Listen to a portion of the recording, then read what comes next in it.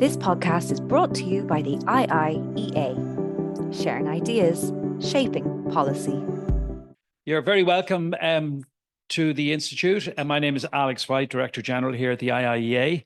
And it's my pleasure to, as I say, welcome you, those of you who are here in person, and also those of you who are watching online.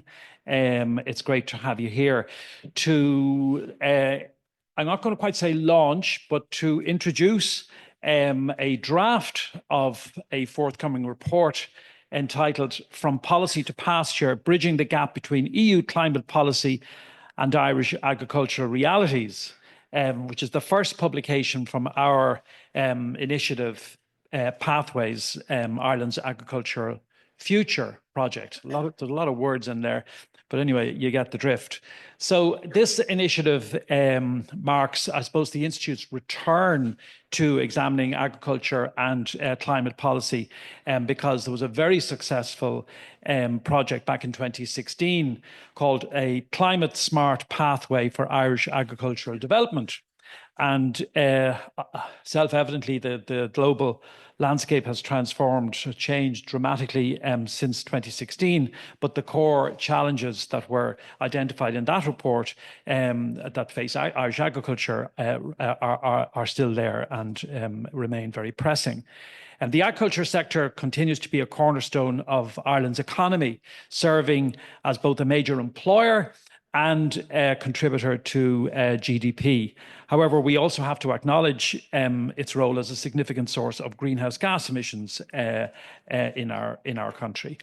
The agri-food sector, of course, stands as Ireland's oldest and largest indigenous exporting industry, with its expansion into new markets forming a crucial component of our economy and indeed of our foreign policy in recent decades. So there's this fundamental challenge here. How do we foster the sector? How do we foster growth in the sector whilst also honouring our international climate commitments? So this project that we brought together, it serves two essential purposes. Firstly, to provide an inclusive, neutral forum for stakeholder and public engagement on these issues, and we believe that we do that very well here at the Institute. And secondly, to deliver independent, unbiased research to inform both national and European discussion. So this is an initial paper of 3. It's co-authored by Professor Alan Matthews and Dr. Matthew O'Neill, from both of whom we'll hear shortly. It sets the foundation for our future work by examining the current policy landscape and Ireland's unique position as a major agriculture producer facing these ambitious climate targets and objectives and demands that I've spoken about. I want to emphasize how much we welcome and indeed embrace and are really seeking feedback and discussion from both IIEA members and the wider stakeholder group that we have formed around this project. And we welcome, and as I say, really embrace, we'll love to have your thoughts, your comments, and so on, particularly the stakeholders, before we publish the document itself in early 2025. I emphasize that your input and the input of the stakeholders in particular is absolutely invaluable and indispensable for the shaping of this project, this publication, and indeed the other publications part of this project. So before I hand over to our distinguished chair for this afternoon, I just want to thank everyone who's been involved and continues to be involved in this project. Within the Institute here itself, my colleagues in the research and creative teams and communications and everybody involved. I thank again our engaged stakeholders. We've met in this building and they've contributed their time and continue to do so generously, their time and insight. Of course, most importantly, our distinguished co-authors, Professor Alan Matthews, who's joining us on the screen, will be shortly when I get out of your sight, and our own Dr. Matt O'Neill, who you'll hear from presently. I want to acknowledge the financial support of the European Climate Foundation in establishing this project also. So I hope I haven't left anybody out. Delighted to see everybody here. interested to have the discussion, and the only other task for me to do is to hand over the chair to Dr. Karen Keaveney, who is Associate Professor of Rural Development in UCD. And thank you very much for agreeing to chair this session. Thank you all very much.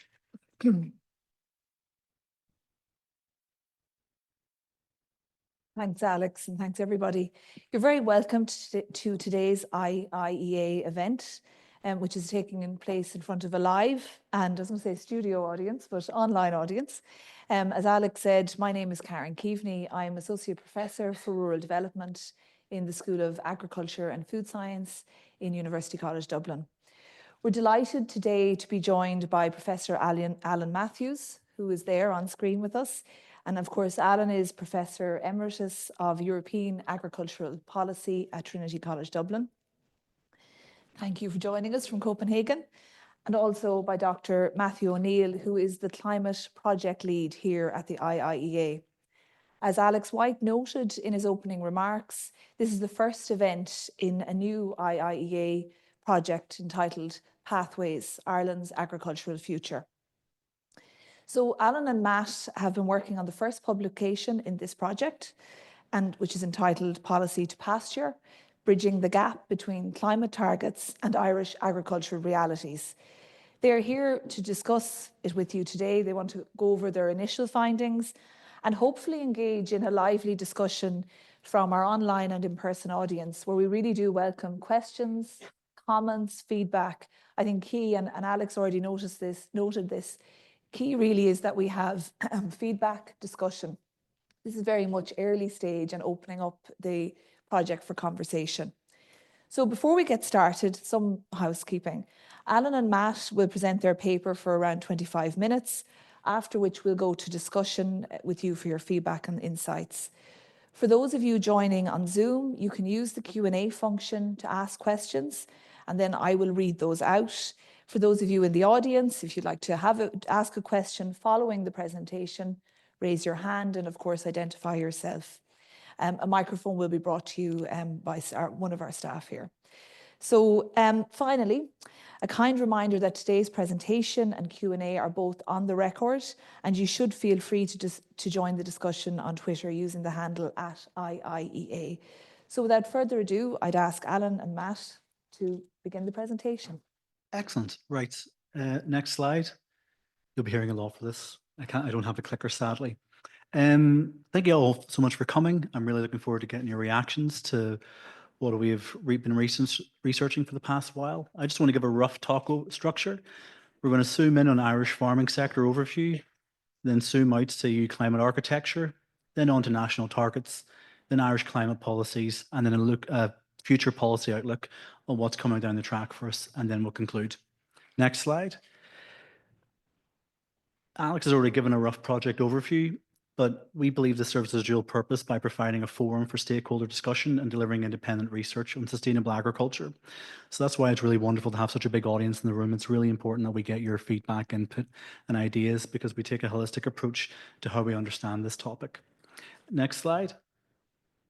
And then just the main focus in this paper, we tried to focus on emission trends, performance against targets, and then the different policy levers that are available to us into making decisions about how we progress forward. And then next slide. So let's get into the meat and potatoes, as they say. So the first section is understanding the challenge of climate action for the Irish cultural sector. Excellent. So the Irish agriculture sector represents a key pillar of the national economy. In 2023, the sector delivered 17.3 billion in gross added value, contributing to 6% in Ireland's modified gross national incomes.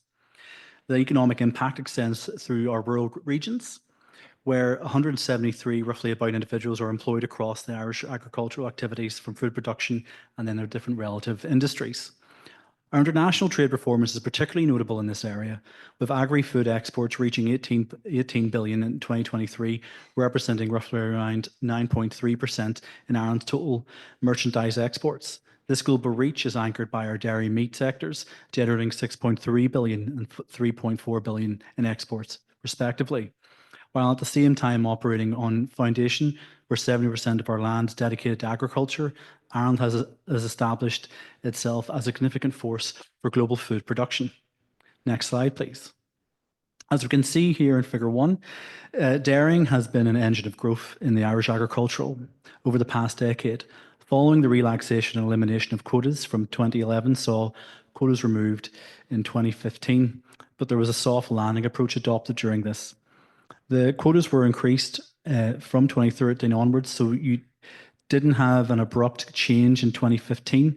The quotas were less binding in the year before, in 2014, and therefore you didn't have a huge shock in the system when you removed the quotas. Milk output surged by 70%. That's roughly that gap in the middle of the graph there. This far outpaced the overall agricultural output, which grew by 33% to 32% at this time. So in the next slide here, overview of the Irish farming income, we examine households in these comparisons. So if we take the national context, it employs about 4.4% of our national workforce, and it only contributes 1.8% of the national value added. Now, if we go for an income comparison, this challenge becomes clear when we look at income figures. The average farming income stands at 18,000 per unit, work unit, compared to 53,000 in the non-farm sector. The significant gap underscores the economic pressures facing those in agriculture. So if we go to categories then in this table, the farming sector shows a clear divide, full-time farmers representing a third of all farms, achieving an average income of 106,000, typically supporting 1.4 family members. However, 2/3 of farms are part-time, earning significantly less at the 11,000 mark. Now, in considering the environmental aspects of all this, look at an environmental financial picture. The sector paid 59 million in environment taxes, but it received 306 million in subsidies in 2022, These figures paint a picture of a sector facing significant economic challenges marked by income disparities and a strong reliance on policy support. Understanding these baseline statistics is very much crucial as we explore potential solutions and future directions for Irish agriculture as a whole. Next slide, please. So what we're looking at here is a distribution of Irish farms by agriculture areas measured in hectares. The key observations to highlight is that larger farms, specifically those above 50 hectares, represent about 1/5 of total farms, approximately roughly around 25,000 farms in total. Now, these larger operations are responsible for around 3/5 of the standard output in Irish agriculture. This concentration of output also suggests that these farms likely contribute to about 3/5 of agricultural's greenhouse gas emissions. Next slide, please. So going into this table, it presents a comprehensive breakdown of Irish farming systems and their economic performance. Ruminant livestock dominates Irish farming, with 90% of farms primarily engaged in dairy, cattle and sheep farming. And then we have dairy farms, while only 12% of total farms show the highest family farm income at 49,000 on average. Cattle rearing shows concerning numbers, with just 7,000 in family farm income. Direct payments play a crucial role, with most systems receiving between 16 to 33 in total payments. In 2023 was a very poor year for farm income. The share of direct payments in the year was very high. Next slide, please. So let's break this down into 3 sectors. If we look at dairy farming first, it has maintained their position as the highest earners in Irish agriculture. However, note the significance year-to-year functions, demonstrating volatility in the sector of the fluctuations. If we look at tillage, these operations typically rank second in terms of income generation, and income levels have remained relatively stable, but significantly below dairy. And then if we go to both cattle and sheep farming, consistently shows the lowest income levels. Cattle rearing, and particularly suckler cow operations, show concerning income levels. Sheep farming, while slightly better than cattle rearing, still dominates consistently for low returns. Next slide, please. Next slide. Excellent. So this graph illustrates the relationship between cap direct payments and farm income across the farming systems. So only dairy farming consistently shows strong market returns independent of the actual cap itself, and relating back to the previous slide. Cattle and sheep farms, direct payments have always been more than 100% of income from farming, and this suggests that these farms are effectively subsidising their own operations with CAP payments. What these tables bring together is they paint a picture of an agricultural sector with significant income disparities and heavy reliance on support payments and sustainability. So slide 13. Sorry, next slide. I thought I'd break it up into key themes for you at this point. So only dairy farming shows consistent positive market returns. Average farm income equals CAP direct payments received. Most dry stock enterprises have income below CAP payments and significant income disparities between full and part-time farms. And 90% of Irish farms are dominated by ruminant livestock enterprises. Next slide, please. So what I want to point out here is in this slide is agricultural emissions made up 37.8% of total territorial emissions in Ireland in 2023. This represents a slight increase from the 1990 levels, as you can see to my left here. So what's the economic context in this? 39% of total emissions came from agriculture, yet the sector contributed just 1% of gross added value at this time, while employing 4% of the workforce. The distinctive profile reflects Ireland's agricultural specialisation and relatively limited heavy industry. So next slide, please. Now breaking this into a global context, there's a clear hierarchy here in emissions intensity. And breaking that down, the highest would be the ruminant-based foods, beef and dairy, followed by medium, other animal products, pork and poultry, and then the lowest would be plant-based protein sources. So the broader implications here that we're trying to draw out, while these emissions comparisons are crucial, we must also consider the nutritional quality of differences, the biodiversity impacts, food versus food competition, and animal welfare considerations. The data clearly shows that addressing Ireland's agricultural emissions means focusing on ruminant livestock. However, solutions must be balanced with environmental goals and, of course, the economic realities. Next slide, please. So if we look into historical trends here, the national greenhouse gas emissions followed distinct phases. So in the 1990s, we had a rising trend. In the 2000s, a declining trend. In the 10s, we went relatively flat. And from 2021 to 2023, we went for a notable decline. Special note on 2020 shows a unique dip due to COVID-19 lockdowns. So would agricultural emissions mirror this pattern with specific characteristics? In the early years, we had initial increase. In the mid-period, we had a gentle decline in 2011. Post-2011 was a rise in emissions due to EU milk quota regime changes, as mentioned before. And now in recent years, we're starting to see that actual downward trend, so it's not all negative in that sense. So next slide, please. So unlike most EU member states, Ireland's LULUCF sector, land use change and forestry, is a net emissions source. So in essence, the main contributions to emissions is we're talking about peatlands, wetlands as a significant source. Agricultural land is a net source, primarily because of organic soils and grasslands, showing declining emissions trends over time. Again, positive. Forestry developments historically functioned as a net carbon sink. 2023 marked a critical shift in this, becoming a net source with 1 million tonnes of CO2, causing a shift, increase of harvest levels and reduced aerosolization rates. What these trends highlight is the complex interplay between agricultural practices, land management, and then the trend of emissions in Ireland in itself. Next slide, please. So this graph demonstrates a significant improvement in Ireland's Irish agricultural emissions efficiency over time. Since 2013, we've nearly seen the emissions intensity of agricultural output decrease by 45%. That's nearly half.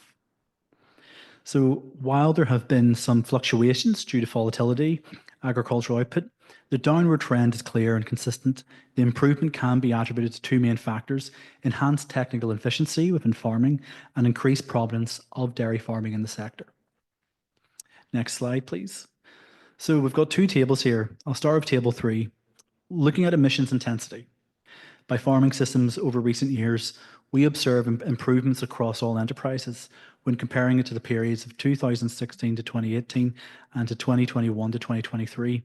There's been a 36% improvement in emissions intensity It's important to note that these figures use current prices, and agricultural output prices increased by over 43% between 2016 and 2023, which influences the ratio of emissions per euro output. Now, there's a different story being told in Table 4. This data tells when we look at the emissions per hectare, the overall farm average has remained stable at about 5.2 tonnes of CO2 per hectare. Dairy farming stands out significantly with emissions levels of 2 to 4 times higher than any other farming systems due to more intense production methods. We observed a slight increase in dairy emissions per hectare, while other farming systems have shown their stability of slight reductions in their emissions intensity per hectare, referring back to the emissions per euro of output in Table 3. So that's a very interesting development we found in the data. Next slide, please. So these graphs reveal an interesting paradox in farm performance. When we look at both dairy and cattle farms, the top economic performers show higher emissions per hectare, but lower emissions per unit of output. This creates a tension in climate action planning. While these farms are more efficient in terms of output, they have a higher environmental impact per land area. Next slide, please. So what does this all mean? What are the issues that we need to address? So let's start with the fundamental challenge. Agricultural emissions are inherently complex, as we can see from the data presented. Unlike fossil fuel emissions, these are primarily non-CO2 gases and produced through microbial activity. While we can't eliminate them entirely, as they are of food production, we must find ways to reduce them. The second major challenge is balancing economic interests with environmental necessities. Our livestock sector is a cornerstone of Ireland's agricultural economy, but it's also the primary source of our emissions. And then finally, we need to address our policy frameworks, particularly regarding cap payments. These subsidies are crucial for farm financial stability, but they need to be redesigned to incentivize emissions reductions. Next slide, please. So we're going to zoom out into the EU climate policy. The regulatory framework for emissions reduction operates within a complex multi-government structure. And the European Union has developed a comprehensive climate regime that works in tandem with national policies to address these agricultural emission sustainability.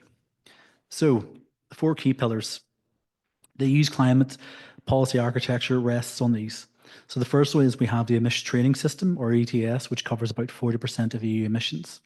The second pillar is the effort sharing regulation, which complements the ETS by addressing sectors not covered in the traditional trading system.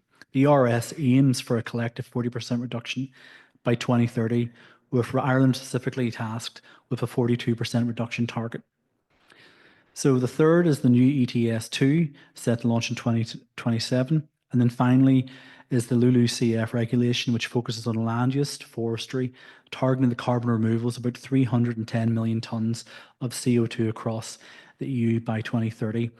This is particularly significant for Ireland, which must reduce its net LULUCF emissions by 0.26 million tonnes.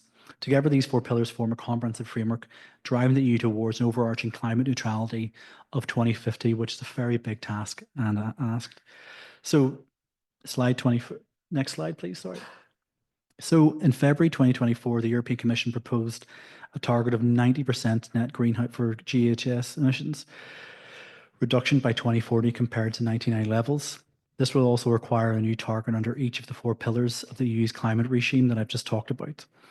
The Commission examined 4 main scenarios, which we'll touch on now, each with a different implication for the emissions reduction and agricultural impact.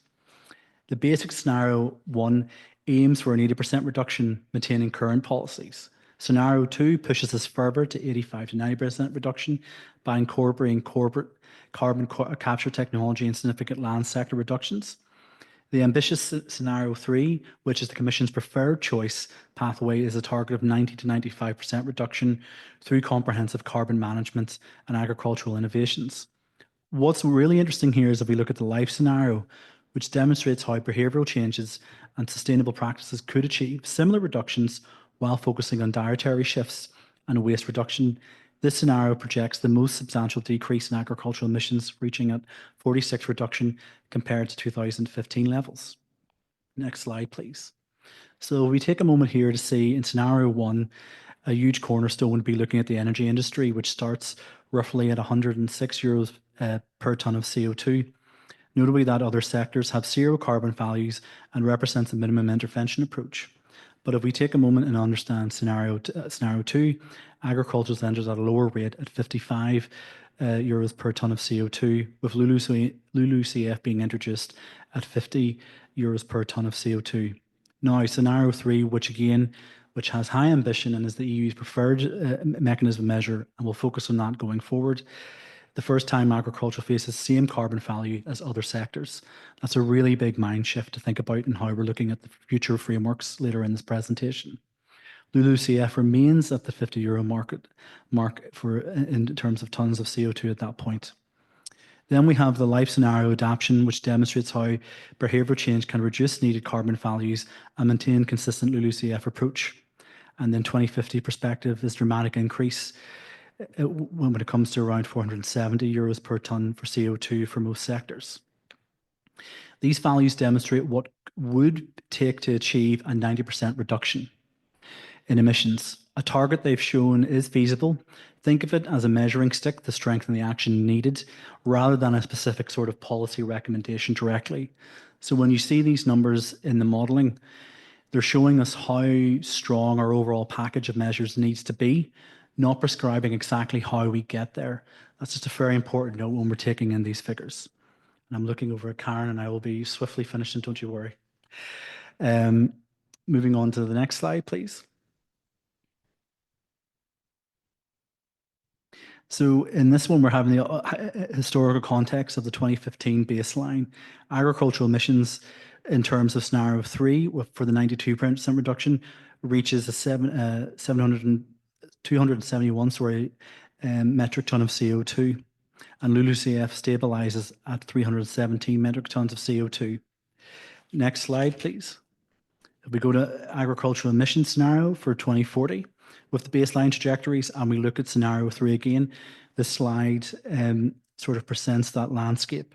With scenario 3 hitting at 90 to 95 reduction pathway, it reaches 271 metric tonnes of CO2 with a 30% reduction from 2015 and assumes full technology deployment. Interestingly, if you look at the life scenario, the most ambitious at 209 megatons of CO2 and 46% reduction from 2015, incorporating behavioural changes from the farm to fork strategy. Now, next slide, please. Different supporting EU legislation for frameworks. So first, we have the Corporate Sustainability Reporting Directive. This is a game changer for large food companies as it mandates comprehensive environmental reporting. Then we have the Carbon Removals and Carbon Farming Regulation. This creates a standardised framework for certifying carbon removal activities. Think of it as an equality assurance system for carbon credits. Then we have the Green Claims Directive, which is still the legislative process and is designed to combat greenwashing that we here talked about. And then finally, there's a carbon border adjustment mechanism. While it currently doesn't directly affect agriculture, it shows the EU's willingness for a broader measure to level the playing field on climate action. Next slide, please. So key takeaways from this part of the presentation is comprehensive legislative framework supporting emissions reduction, increased pressure on food companies to monitor and reduce emissions, growing opportunities for carbon farming, evolution towards more integrated climate action across sectors, and 2040 target will imply significant ramping up of ambition for agricultural emissions. Next slide, please. So we're going to delve now into the national targets and national frameworks for Ireland in these policy levers. So key elements to take away in the Irish climate policy framework. Our strategy rests on three main pillars. A 51% reduction in emissions by 2030 compared to 2018, 5-year carbon budgets that set emission limits, sector-specific emissions ceilings for different parts of our economy. The plan balances environmental goals with practical considerations such as economic and how we can protect jobs, social ensuring a just transition for all, agricultural recognising farmers' unique role in our economy, and then scientific following the latest evidence. Next slide, please. So this translates into, if we specifically look at agriculture here, differentiated reduction targets across key sectors of our economy. Agriculture is at 25%. The lower target for agriculture in particular acknowledges both the technical limitations for emissions reduction and its crucial role in Ireland's rural economy. Interestingly, regarding land use and forestry, the LULUCF sector, we initially proceeded without specific targets due to inventory uncertainty. However, the 2024 Climate Action Plan has now aligned the sector of EU regulations requiring a reduction of net emissions by 2030, measured against the 2016-2018 levels. Next slide, please. So Ireland's sectoral emission performance and targets between 2018 and 2023, which reveals both progress and significant challenges ahead. As established, agriculture, our biggest contributor, at 21 megatons of CO2 in 2018, having only achieved 2.9% reduction over 5 years. Agriculture is significantly behind its targets, and while requiring substantial acceleration, reach for the targets in 2030 goals of 25% and then a further reduction of 50% respectively. Overall, Ireland's national emissions have decreased by roughly around 7.8%. Next slide, please. So beyond the 2030 target, we also have the legal commitment to achieve climate neutrality by neutral economy by 2050, which illustrates Ireland. This graph here illustrates Ireland's indicative greenhouse gases reduction pathway. This diagram represents a pivotal element of Ireland's climate strategy. Submitted to the EU in June 2024, the pathway shown here outlines our nation's approach to achieving climate neutrality.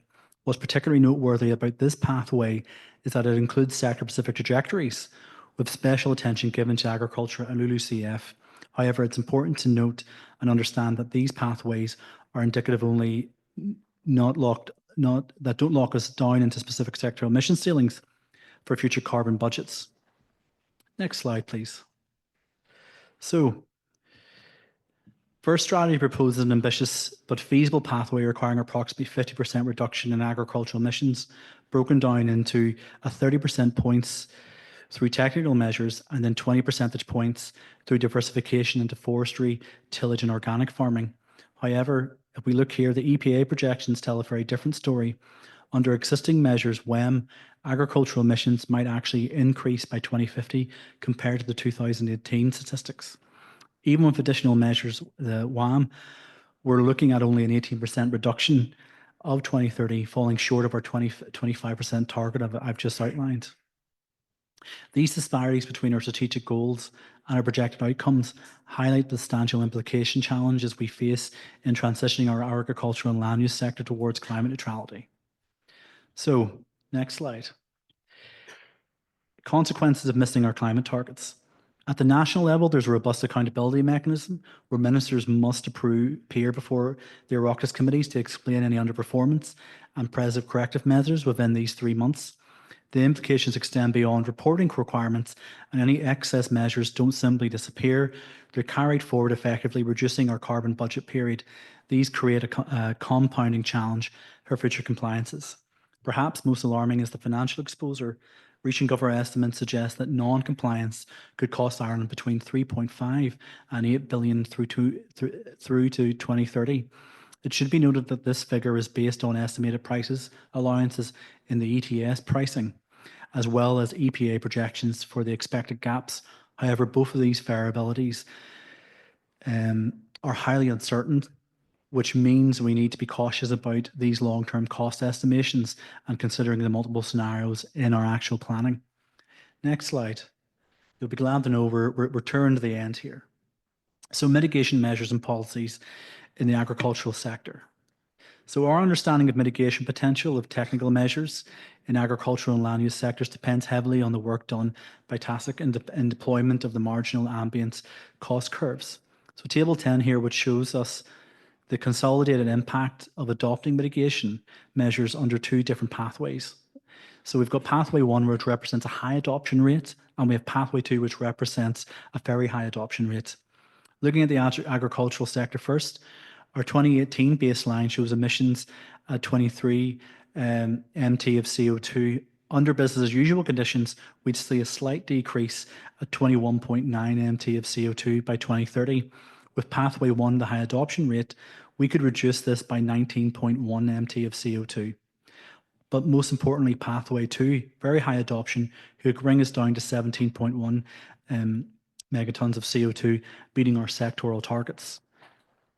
What's particularly interesting about these findings is the cost implications. For agricultural, both pathways actually show negative costs, meaning farmers could save money while reducing emissions. Now, let's be clear, some of these measures do cost farmers more, whether that's new equipment or ongoing costs, but these costs are balanced out by savings farmers can get from other measures. Next slide, please. So very quickly, what we can demonstrate here in A is the starting agricultural efficiency measures. These are constantly cost negative. Major impacts come from improvements in animal health and dairy economic breeding index. However, we need to be mindful of potential rebound effects where improved profitability might lead to increased animal numbers. If we look at B, in this section, looking at absolute mitigation measures, about 60% of cumulative ambient abatement cost is negative. And then if we look at C for LULUCF, unlike agriculture, most technical mitigation options here are costly. Afforestation, while key to meeting targets, come with a huge price tag. Estimated costs reaching around 200 per tonne of CO2 by 2023 under Pathway 2. So the data presents both opportunities and challenges.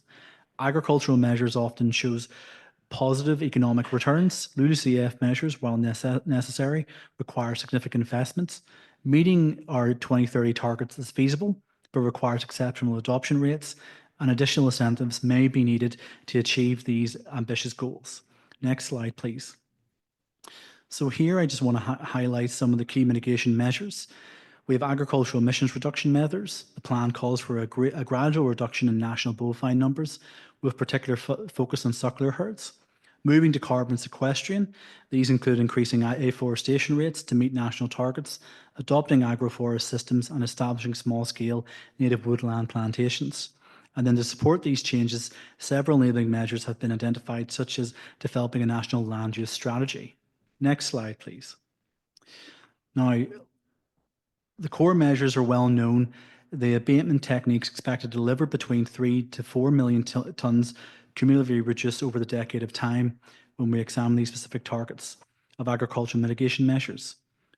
The further measures are more speculative, including the rollout of slow-release pasture-based feed, additive to reduce methane emissions that is yet to be operationalised, and some unspecific diversification measures, and very significant increase in organic farming. Together, they expect to deliver a further 2.5 million tonnes of abatement. In total, in these measures on the screen here, become fully operational, they're estimated to deliver a cumulative reduction of 5.5 to 6 million tonnes in emissions over the 2 carbon budget periods. As this is close to the reduction required under the sectoral emission ceilings in the years 2030 relative to 2018, the magnitude of the implementation challenge can be seen here. Next slide, please. And I just want to give a quick word on CAP. With the new delivery model, the EU has allowed 9.9 billion to Ireland over this 5-year period. What is particularly significant is the shift from compliance-based to performance-based approaches, giving Ireland more flexibility in how it's allowing these resources. The plan centres around specific climate action objectives, particularly SO4, which focuses on climate change mitigation and adaptation. Next slide, please. Now, very briefly, complementary public policies that we need to think about around this when we're having about these mitigation measures. This very much integrated is infrastructure, climate and the Nature Fund, EU Nature Restoration Law, the Water Framework and Nitrates Directive, and the Just Transition Framework. Next slide, please. The other part of our thinking that we have started to incorporate in the report we've been writing is harnessing the supply chain initiatives in Irish agriculture. We've broken it down in different sections and thinking about market evolution, the competitive landscape, the regulatory framework, science-based targets, origin green success, and then understanding what role the private sector has and the potential it has to engage in this debate and offer support. Next slide, please. So just a note on side measures. So if we can recall the 2040 life scenario in the Commission's 2040 target impact assessment, it suggests significant potential for additional emissions mitigation through demand side changes. However, the Climate Action Plan makes no explicit reference to such decide-man measures. This omission is somewhat understandable given our export-oriented economy, but it will still be important to encourage and facilitate this shift of preferences among Irish consumers. The plan does address also targets as a reduction, in which we can also contribute to be a reduction in national emissions. So we're in the final section. Next slide, please. Future climate policy. Next slide. You'll be glad to know this is just one slide. 2025 is a very significant year for the agri-food sector. First, we'll see the European Commission's proposal of 2040 emissions reduction targets of 90% compared to 1990 levels. This is expected in Q2. A crucial element of this will be the agricultural emissions. For the first time, we may see an EU-wide regulations for agricultural sector known as IIEA. The European Scientific Advisory Board on Climate Change will release a report on reducing agricultural emissions in the first quarter of 2024. And there's a strong indication that this may include recommendations for carbon pricing in agriculture. DG Klima is currently investigating the design of a potential agricultural emissions trading system, with results expected in Q3 of 2024. And then for Ireland, the timing is particularly significant. We'll be updating our carbon budgets with the Climate Change Advisory Council publishing its proposals for the carbon budget for 2026 to 2024 last week, actually. And additionally, Ireland will take over the EU's Council presidency in 2026, putting us in a key position of influences for a lot of these developments. All of this is happening against the backdrop of the EU's next financial programme cycle and updating the Common Agricultural Policy. So next slide. Conclusion. So this working paper examines Ireland's unique challenges in reconciling its position as a major agricultural producer with increasing ambitious climate targets. First, we must acknowledge agriculture's central role in Ireland's economy. We also must acknowledge the sector faces ambitious targets. While recent data shows some progress with a 4.6% reduction in 2023, we're still not on track to meet our goals yet for 2030. The challenge is particularly acute as Ireland's land use sector remains a net emitter, and unlike most EU countries.